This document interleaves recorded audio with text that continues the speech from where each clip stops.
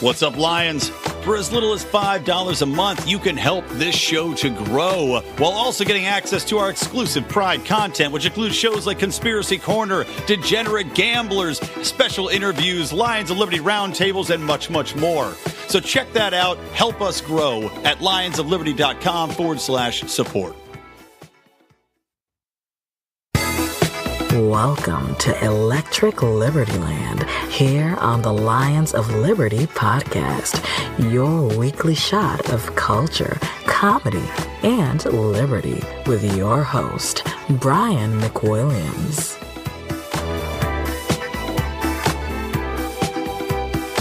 Oh, won't somebody please think of the children?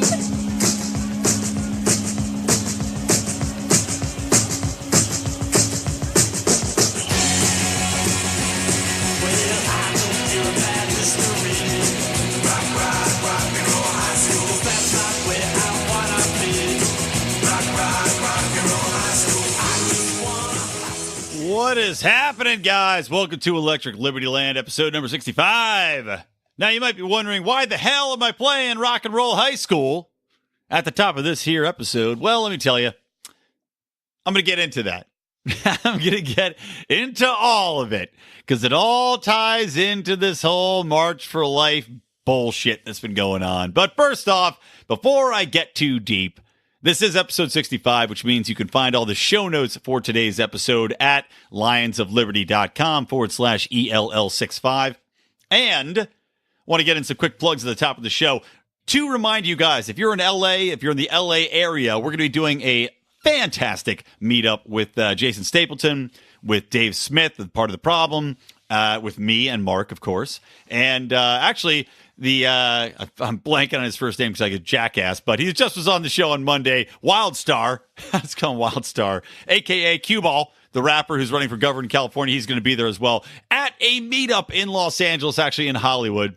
And it's pretty funny that this happens to be the collection of liberty minds somehow in this statist utopia that these jerk-offs that live around here, surrounding us on all sides, assaulting our freedoms, have created.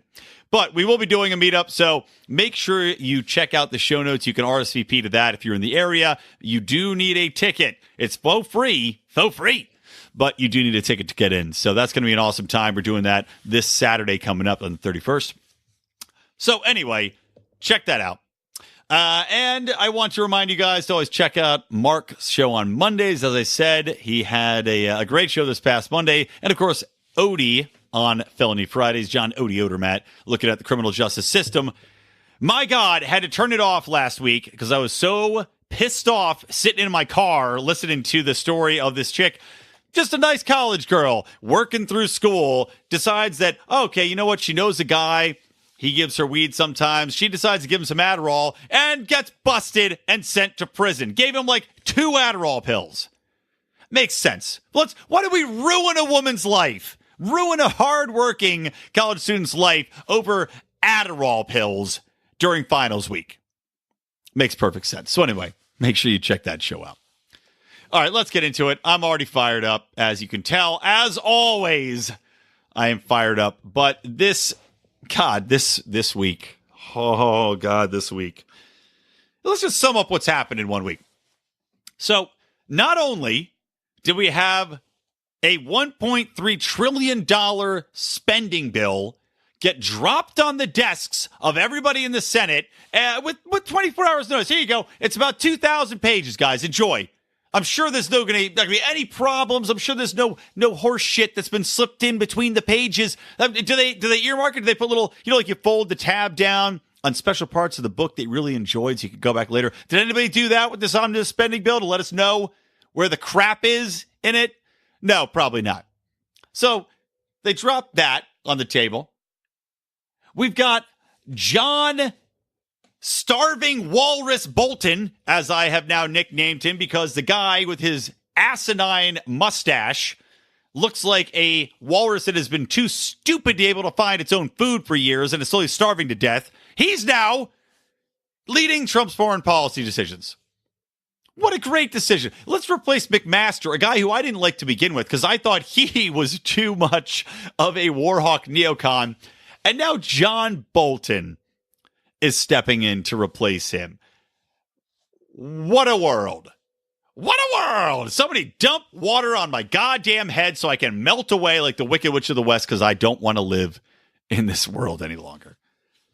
So that was number 2. That was strike number 2. And then we got strike number 3 with these little children's, the little babes in the woods marching out there being used as political tools of the left in this absolutely pathetic display of the March for Life. What a week. All this happened. All this happened since the last time you heard my voice. Can you believe it? Unless you're part of the pride and then you've heard my voice since then. You lucky cats and kittens. Our Degenerate Gamblers podcast, which I lost money this week because Duke and Kansas went overtime.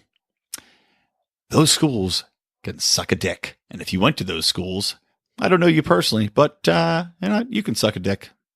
Really pissed me off. Hate them both. All right, so let's get first things first.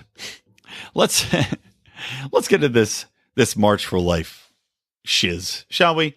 Let's get into talking a little bit about these children. And let's all remember, let's take a step back and remember these children who I don't want to take away what they've been through. They've been through a tough experience. Obviously, there was a madman who was a former student that marched into their school and shot up the joint, killing many, many students, which, of course, a lot of that could have been stopped had the state, which these children want to protect them. These children think that they should take away all of our guns and put them in the hands of the state. Let's not forget who let them down. Let's not forget that there was a armed police officer that was stationed at that school who sat outside and did nothing because he's a fucking coward. Let's not forget that the leadership and the police department is taking no responsibility for what happened. Let's not forget that throughout history, we have seen that the police cannot be counted on to protect you, and the police typically don't get there when something is happening. They get there after the fact. So it's very important that you be able to protect yourself or have someone in place that can protect you and whose sole goal is to protect you. As one would have expected, Scott Peterson, the officer who was armed during this shooting massacre, you would have expected him to do something. But these children have decided that they are going to willingly become puppets of the left. They are going to throw their hats in the ring. They're going to bask in the glory. Now, I by the way, I can guarantee you this. Working in PR, I know how the game works. I know how the machine churns. These kids are getting their rocks off because they're stupid and immature. They don't realize they're being used, and they think they're full of righteousness. They think they're leading a charge. They're going to change the world. They think that they're the ones who are actually in charge of this movement, which is idiotic. They are being used and abused, and watching it unfold has been one of the most depressing and sad things I think I've ever watched in my entire life. And seeing this March for Life take place, seeing friends of mine, seeing family members of mine being trotted out and marching in this event, which they've been told is their generation taking control, has been pathetic. When you see children out there that are 8 to 10 to 12 to 14, they have no life experience. They've never, these kids, like I said, these kids were in a school where it got shot up, and yet they still want to put all of the guns in the hands of the state that failed to protect them. But the 99.999999% of children that are out there calling to tear away one of the basic rights that we are guaranteed, and which is one of the most important things to maintain our freedom in this country, that being the Second Amendment, that they're out there saying that we need to rein this in and possibly even get rid of it, like a certain asinine retired Supreme Court judge would like to see happen, is just the height of ignorance. These children have never faced real adversity in their lives yet. And granted, there are children who have been through hard times. I work with an organization named CASA, stands for Court Appointed Special Advocates. The kids they worked with have been through some shit, man. I will tell you that. If you have some spare time and you want to donate your time to help kids, these are kids in foster care. They've been like abused, neglected. They've been beaten. They've been abandoned. They've been homeless. I mean, these kids have seen some tough times. Maybe those kids have had a gun in their face. And I bet those kids wish they had a gun to fire back. Because the majority of these children have never faced adversity. The majority of these children are advocating to tear away rights of something that they have no concept about. They don't understand it. And people are stopping. Like in our forum, a friend of Mark and I, he's a member of the forum. I'm not gonna call his name out, but he's saying, well, we should listen to these kids. And unless I'm having a focus group for a new breakfast cereal called Fucky Charms, I don't want to hear what they have to say. You know why? Because they're fucking kids. Children are stupid. Period. Unless you're a little junior Stephen Hawking out there and you jump to college at age 15, you're not smart. You're not there yet. Your brain isn't even developed. You've accomplished nothing in your life. You experienced nothing in your life. You don't know what the fuck you're talking about. You have no clue. I'm 38. I barely am past the threshold of knowing what the fuck I'm talking about. I think if you listen to this show enough, you know that as a fact. I mean, this reminds me of when I was talking about these people advocating for gun control and gun rights and all this other shit. These are the people that do this kind of shit. They're not people that actually need a gun. They're people that live in white castles. They're people that live in gated communities. They're people that don't experience the reasons you would want a gun. And I'm not talking about hunting. I'm talking about basic self-defense. I mean, God, I guarantee you, if you ask the people in Venezuela, hey, would each of you like a gun right now, maybe to have a chance against your government? They'd probably say, oh, yeah, that'd be great. Considering the fact that our dictator that is pretending to be a president in these sham elections keeps imprisoning all of us, keeps completely deflating the value or inflating the value of our currency to the point where it's completely worthless. How about people in the Philippines? You think they'd like some arms to fight back against their president who's killing people in leaps and bounds, just piling the bodies up under any pretext he wants? And they're saying we got to rein it in. We got to change. Yeah, little David Hogg. What an appropriate name for that skinny little piglet. Just that skinny little fuckball is just eating, and he's skinny, but he's gorging himself at the trough of ego, at the trough of goddamn ignorance in forwarding this cause of the left. And all these people are propping them up. That's what I was trying to make earlier. You know me, I get on tangents. But these people are going to regret this when they look back 20 years from now. You're going to be embarrassed to see the way you were used, to see the way you stood up there like a Nazi, calling for people's rights to be stripped away, and then giving a salute, holding your fist up in the air. This David Hogg video, this kid, this child. It's just unbelievable. To think that you have the right to tell other people that they can't have a firearm because of something that happened to you that is such a statistical anomaly that you're more likely to get killed on your bicycle than you are to get shot in a classroom. And by the way, no one likes to talk about this fact. This is from The Intercept, and I linked to this in the show notes page. Gun violence, mass shootings in schools has dropped. There were more mass shootings in schools in 1995, in the 90s, than there are today. They've gone down, just as overall gun violence has gone down every year. But nobody wants to tell you that. Nobody wants to share that. Nobody wants to tell you that schools are far safer now than they used to be. A lot safer. And that all of this is purely taking advantage of a tragedy in order to push forward this horrible statist agenda, which is going to make slaves out of us all. And this is where, it's funny. John Odermatt's trying to get Killer Mike on his show, and I hope he does. But you know what? I'm sorry, I got to call Killer Mike out because Killer Mike's a rapper who was on an NRA TV video with another black reporter they have over there who did segments, and Killer Mike is defending gun ownership, saying that he owns a gun. He wants his daughter to own a gun. He wants her to train more in ability to use a gun, to know what she's doing, to be able to defend herself, as she should. They're a gun-owning household. More Black Americans should own guns. So he's defending your basic right, and he's saying, these kids don't know what they're talking about, and he's right.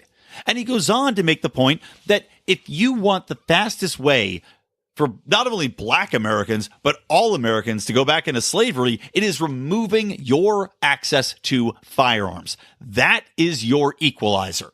I've said this a million times, but we have a million examples of a massive armed force that has all their helicopters and all their nukes and all their big bombs going against a armed and driven populace.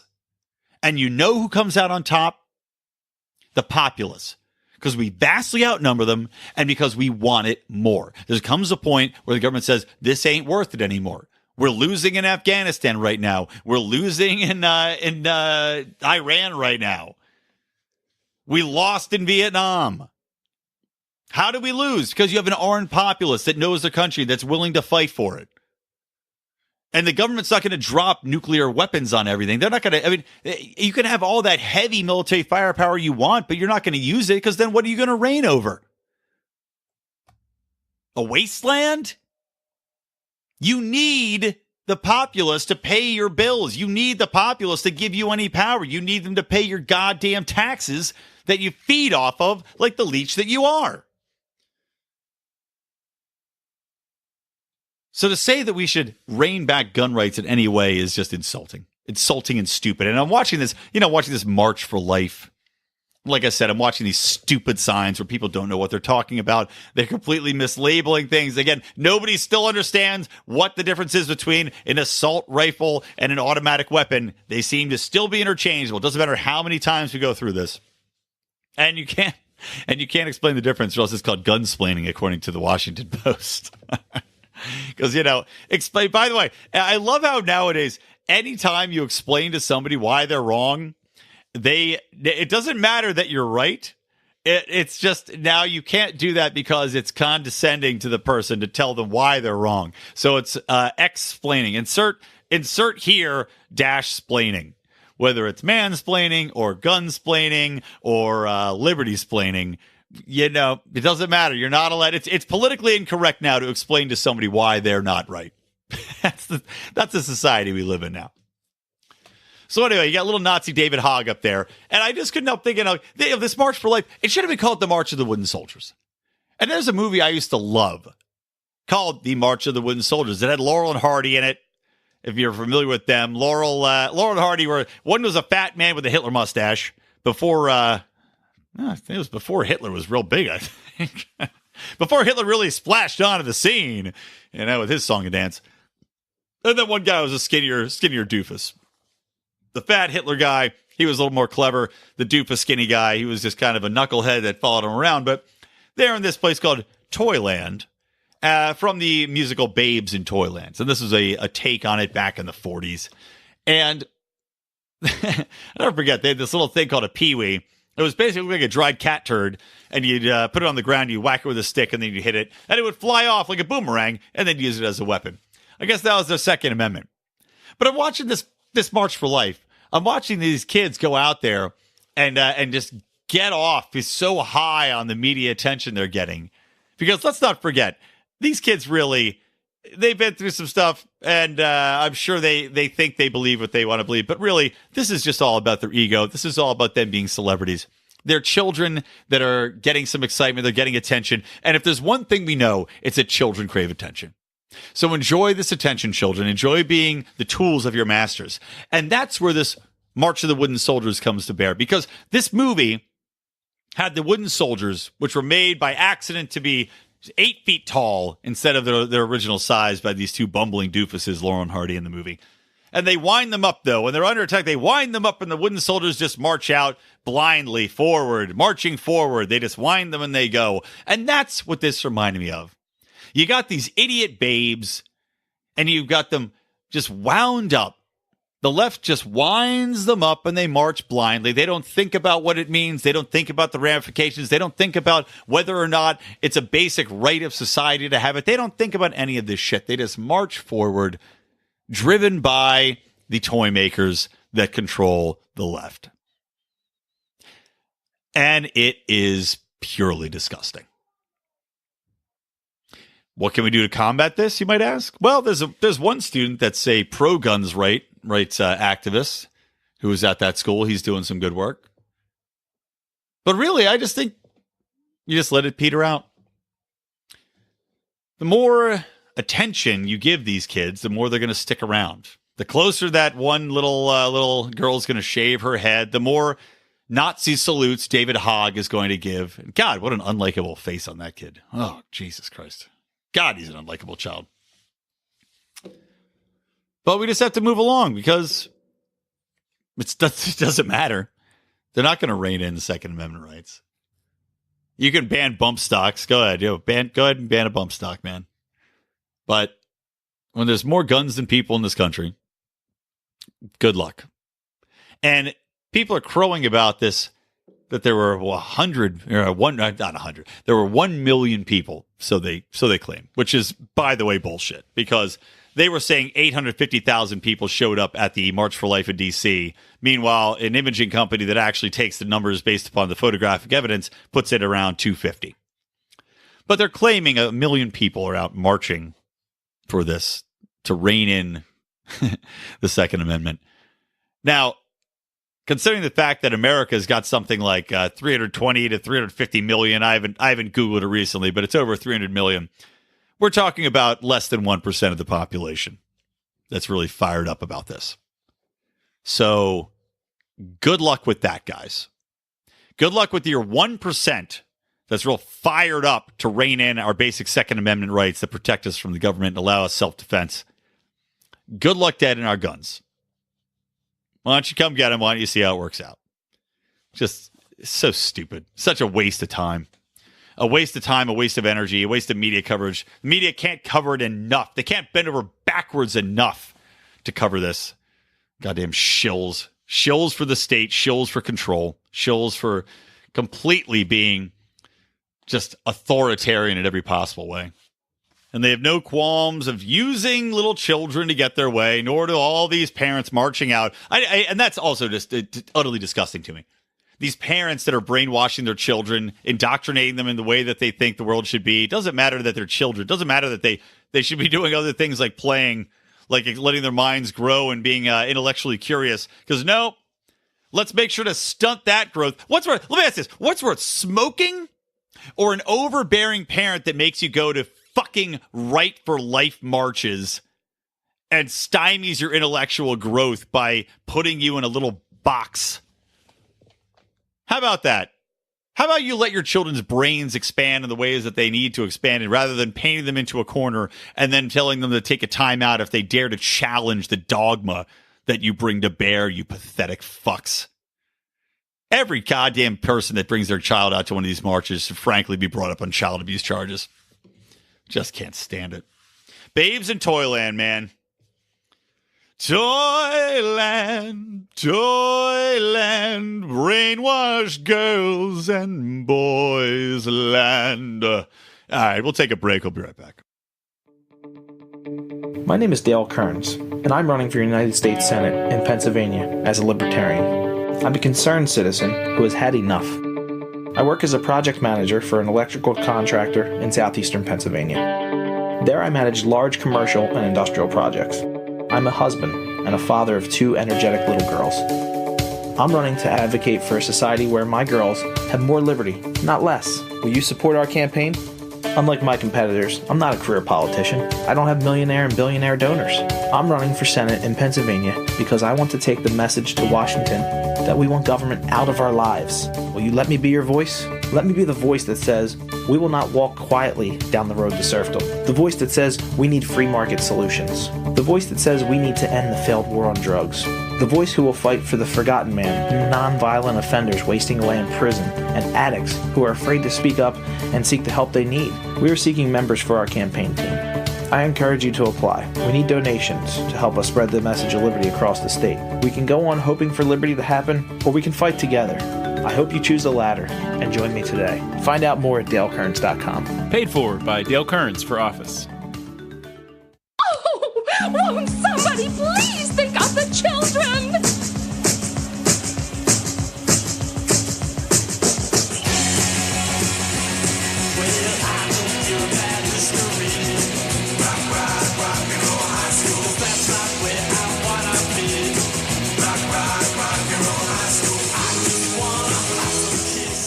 All right, we are back with Electric Libertyland.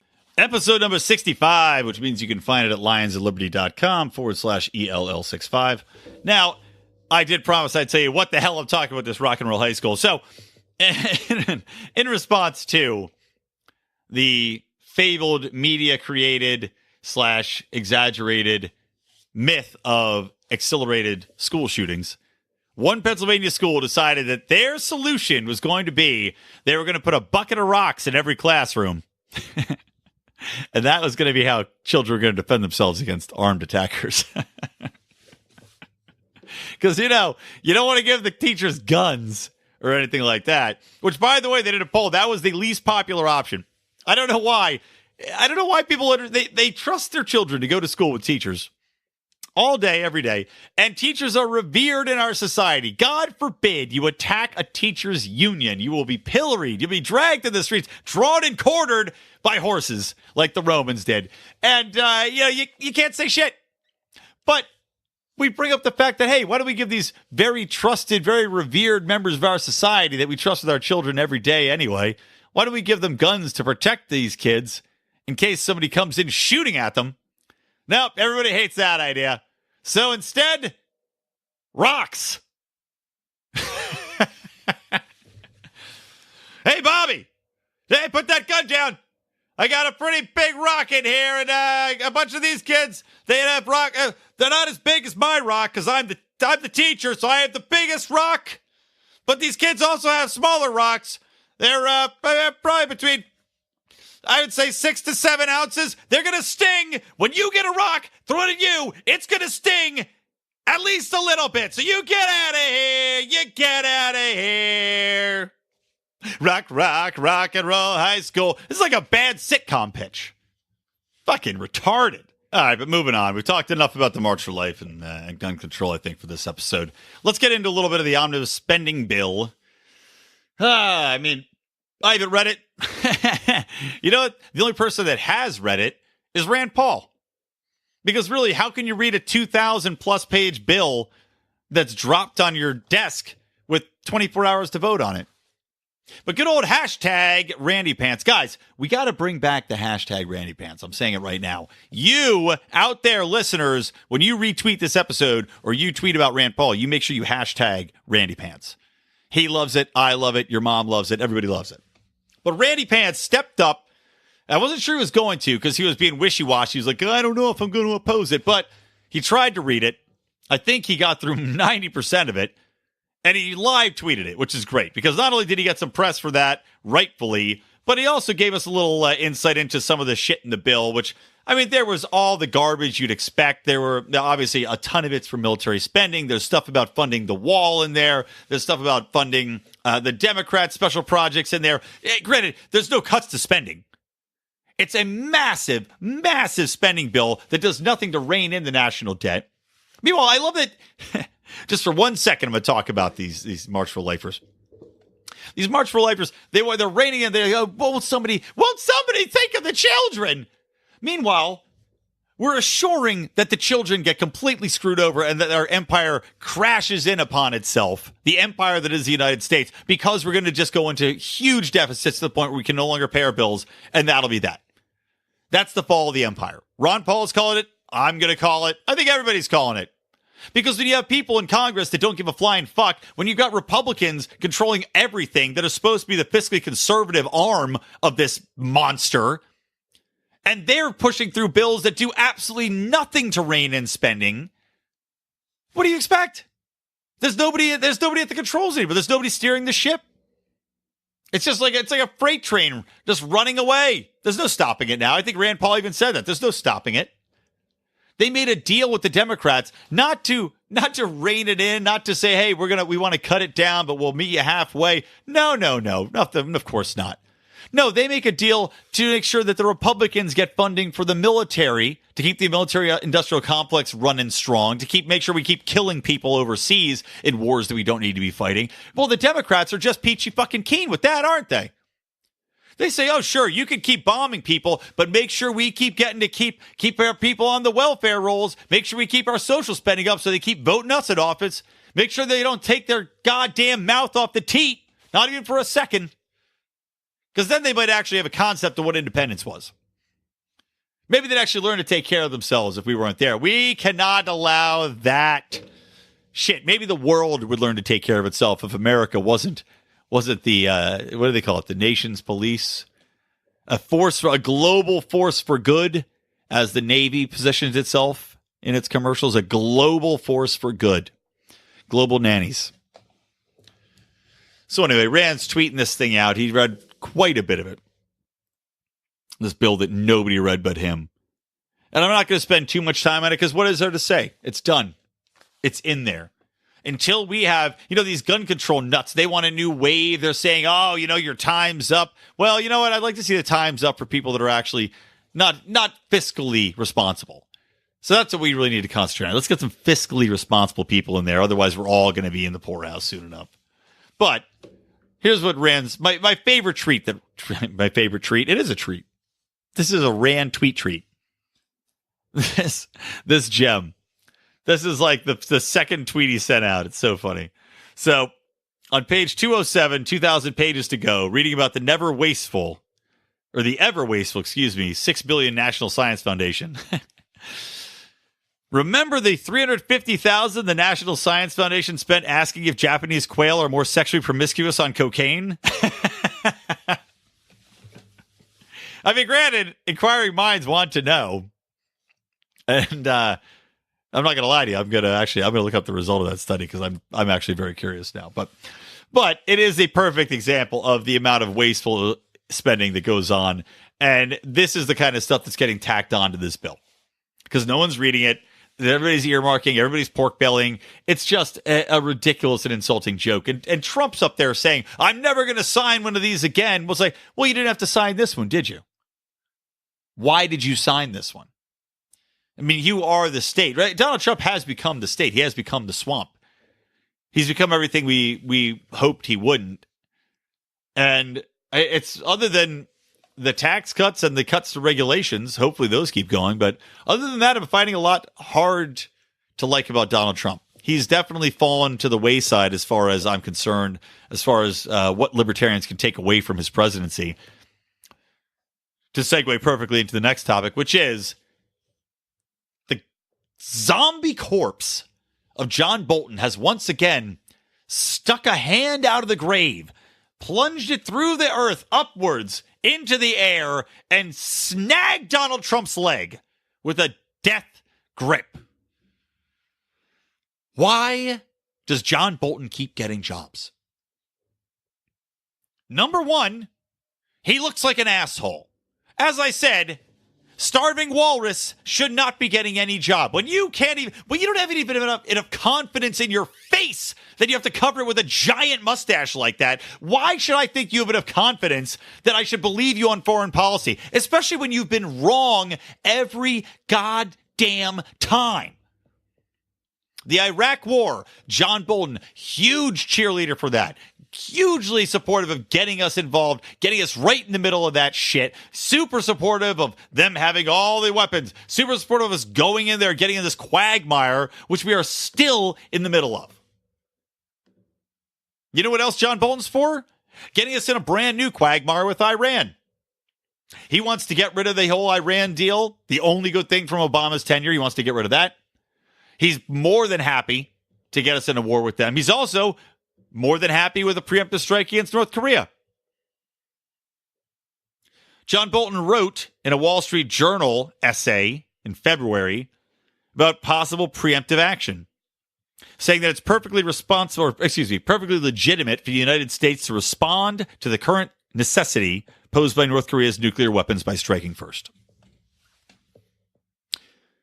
So John Bolton does not give a shit about the people of North Korea that are going to die immediately, about our troops in South Korea that are going to die immediately, nor the people of North Korea, obviously. who we've already been starving to death via our sanctions. Now, Kim Jong-un does plenty of that on his own, but our sanctions are certainly helping. Never mind that we're finally getting peace talks between the nations. Things are moving on. So why would you put John Bolton in there who wants to blow them up? Who is more than happy to have a preemptive strike against them, which I've already discussed on this show before, would simply result in missiles hitting a fortified mountain stronghold, doing nothing and accomplishing nothing. It would not take out their nuclear capabilities. It would not take out their armaments, because their armaments are all buried within mountain tunnels, which have been built over the years because the North Koreans know that there's animosity from the United States. So they've prepared. So all that's going to happen if you do a preemptive strike is that they're going to strike immediately with all of the artillery that's pointed straight at Seoul. They're going to devastate Seoul. They're going to kill the 40,000 American troops over there, and they're going to kill some, I'm going to say, 10 million South Koreans for no reason. Great strategy, John. Great strategy, you starving walrus motherfucker. But let's go ahead and do that. Meanwhile, things with Iran have been moving ahead pretty solidly, but let's fuck that up too, right? Why not? While we're at it. He still thinks the Iraq war wasn't a mistake. He says that overthrowing Saddam Hussein was not a mistake. Meanwhile, never mind that it completely decentralized the region.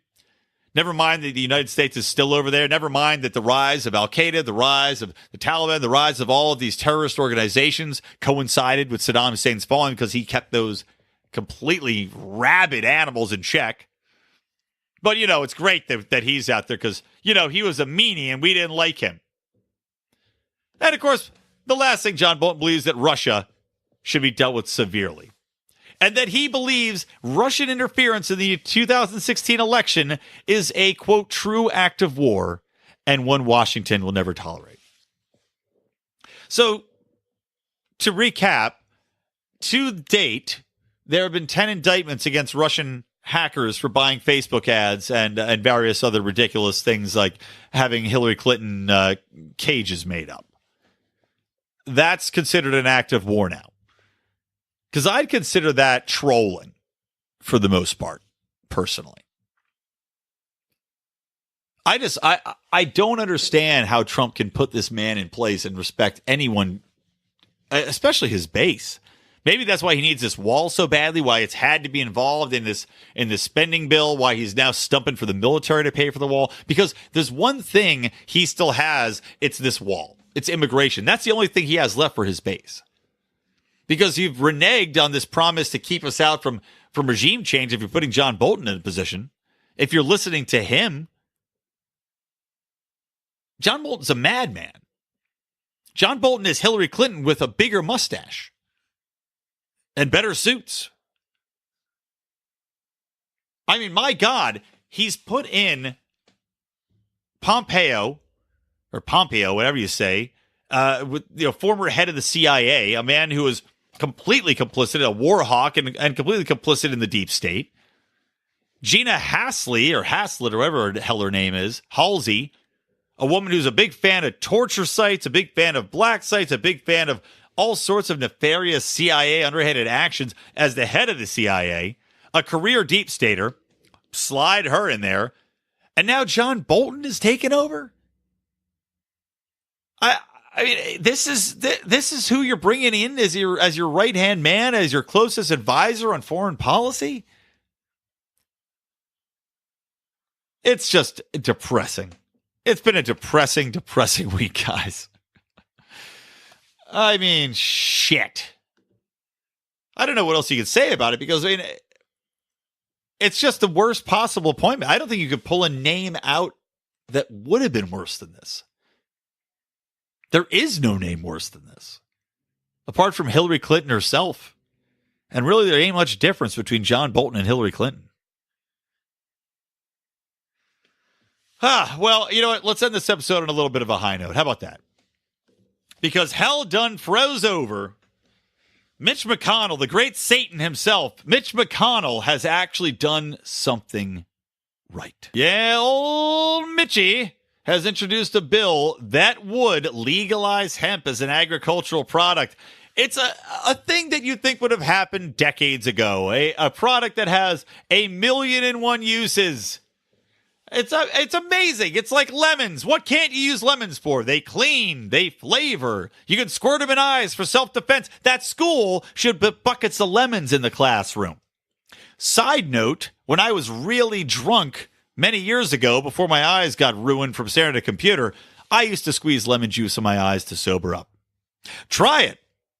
Your friend Brian says it's a gold mine. No, really, I did do that. It really, really hurts, but it does sober you up. Being in intense pain has a way of doing that. Anyway, back to Mitchy Pants. So Mitch has introduced the Hemp Farming Act of 2018, which would legalize hemp, removing it from a federal list of controlled substances and allowing it to be sold as an agricultural commodity. Now, this is huge. Really, you can't overstate this enough. If hemp were legalized as an agricultural product, you would see so much industry built around it. I mean, you want to talk about a way to revitalize and create jobs in this country? Hemp production is the way to do it, because not only do you get it from farming, not only get it from the agricultural aspects of it, not only do you get a boost from people working the sales aspects and international trade aspects, but you also get all of these companies coming in that are working within the textile industries. They're working with rope, working within, I don't even know how many other things you do. You can probably put it in a juice, whatever. Make it into clothes, make it into carpets, make it into fabrics, make it into furniture, make it into whatever you want to make it into. The applications are virtually endless for it. Shit, I wouldn't even be surprised if it turned into a fuel source. So introducing this is a huge step in the right direction as far as getting just barriers that exist because of a tangential relationship to a narcotic out of the way and saying, realistically, can we at least take a step back from this and realize just how dumb we've been and just how much we're shooting ourselves in the foot? Not only that, but this also would be a step towards legalizing marijuana. I know, I just said you don't want to make that link, but that link does exist very strongly as far as government's concerned. So you get that out of the way. Maybe we're one step closer to being this a completely legalized marijuana society. That's another boost to industry. Get it out of the way. Another step in the right direction for personal freedom. Another attack against the drug war. Hopefully will rebound, result in people getting freed and let out of jail for the crazy prison sentences, reuniting families. We can get rid of the federal arrest records on people's permanent records to allow them to get jobs again. All sorts of fallout from this would be a wonderful, wonderful thing. So for once, Mitch McConnell, I'll say this once. Good job. I almost threw up on my mouth a little bit saying it, but you deserve it this time, Mitch. All right, guys, that's it. I'm going to wrap this show up a little bit short of this episode. I got a lot going on, guys. I'm going to Japan in a week, so I'm going to be pre-recording my next episode a few days early. We'll see what shakes out. I'll put that together, and then I'm going to be doing a very special Libertarians in Living Rooms Drinking Liquor episode where we're going to take some questions from our Pride members to answer on the podcast. I know it's going to be at least me, JB, and Howie, and we'll probably add one more in there, but that'll air the second week while I'm in Japan, and we'll see what wacky tales I bring back from the land of the Orient. So that'll be a fun time, and I will miss you all, but don't worry, you'll still get your weekly dose of the old McWilliams. All right, guys. So I do want to remind you at the end of the show, as I always do, you can support this podcast. You can support the Pride, or you can send me questions to answer on Libertarians and Living Rooms Drinking Liquor by going to lionsofliberty.com/support. You can support us by buying a T-shirt, which, if you'll recall, I have promised, maybe I didn't promise it on the show, but I am promising that when we go to Porkfest, which we will be going to, I'm doing an Electric Libertyland there live. We're going to be doing a drinking podcast wherein we're doing the Whiskey Challenge. 3-on-3, 3 Lions of Liberty versus 3 Lions of Liberty. Who can finish a handle of whiskey first? Live at Porkfest. Going to be recording that podcast and putting it out. It's going to be all sorts of awesome things. And, of course, playing Eric July and backwards in basketball. 3-on-3, me, Rico, and John Odermatt. We're going to win. Anyway, I have promised and pledged that anyone that comes up and talks to me at Porkfest that is not wearing a Lions of Liberty t-shirt gets immediately spit on. It might be in your face. It might be on your groin. I don't know, but you're getting spit on. So make sure you get a Lions of Liberty t-shirt. You can go to lionsofliberty.store. Go and grab one for yourself there. And, of course, follow us on our socials. You can join our Lions of Liberty Facebook forum. Just type in Lions of Liberty Forum. It'll pop right up. Say you heard about it here from me, Brian McWilliams, your old pal. Also, you can follow us on Twitter at Lions of Liberty. Follow me at Brian McWilliams. That's about it. We'll wrap it there. All right, guys. So from Lions of Liberty, from me, Brian McWilliams, your loving host, and from Electric Libertyland, always stay plugged in to Liberty.